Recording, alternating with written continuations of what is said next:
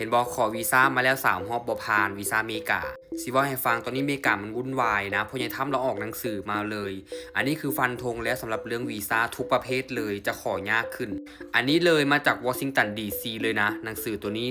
ทำพรีซิเดนต์เลยคือตอนนี้เลยเห็นบอก1 2 3จะเพิกถอนวีซ่าผู้ลี้ภัยแม้กระทั่งคนที่กำลังจะขอวีซ่าลี้ภัยไปยังอเมริกาจะถูกถอดถอนและบ่อนุญาตให้เฮ็ดวีซ่า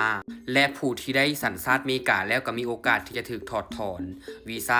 พวกวีซ่ากินการ์ดซิติเซนขอสัญชาติอเมริกาก็จะถูกระงับช่วงนี้จะขอยากหรือว่าบ่ได้เลยแหละก็คือยากเลยแหละเนาะ See you next อย่างบ่ฮู้ next year next 10 year อีหยังก็ว่ากันไปเป็นอย่างคือให้พ่อใหญ่ทำหัวเสียแล้วก็ออกหนังสือมาขนาดนี้ย้อนว่าเหตุการณ์เกิดขึ้นอยู่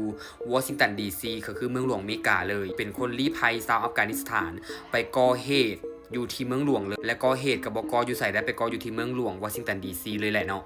ใช้อาวุธนี่อาวุธเลยยิงปังๆเลยนะว่าง่ายๆก็คือไปสร้างความวุ่นวายให้กับคนอเมริกาคือพ่อใหญ่ทำเราก็ตั้งตาที่จะงดวีซ่าพวกนี้อยู่แล้วแม่นบ่เพราะมันเกิดเหตุการณ์แบบนี้ขึ้นพ่อใหญ่ทำบ่รีรอเลยออกกฎเลยงดวีซ่าทุกประเภทเลยแล้วปัจจุบันนี้มันก็เป็นปลาตัวเดียวเนาะเบิดของแม่นบ่ล่ะประเทศลาวก็เป็นหนึ่งในนั้นก็คือติดพ่วงแห่ตัวนี้ไปนำฉะนั้นแล้วคนลาวที่จะขอวีซ่าอเมริกาไปเที่ยวบ่กับหรือบุคคลที่กำลังจะยืนซิติเซนที่จะเป็นพลเมืองอเมริกาขอวีซ่าลองเทอมระยะยาวก็จะถูกงดแต่ก็ระงับเลยบ่ฮู้ล่ะว่ามื้อใดเนาะก็คือยากช่วงนี้คือบอกเลยว่ายากเรื่องวีซ่าอเมริกานะ